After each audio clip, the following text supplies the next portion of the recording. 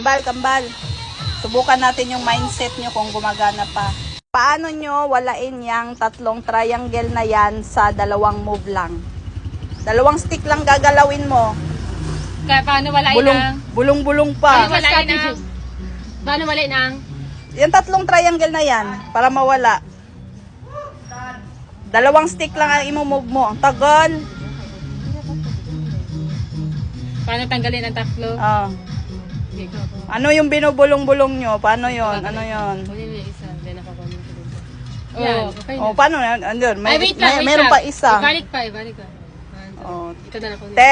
10, Tapos ako. 9, Ito na. 8, 7. Andyan pa, meron pa rin. Triangle. Hindi. Isa. Tatlo lang naman Ten. ang sabi mo. So, isa na lang. Isa na lang. Natira. Ay, wala.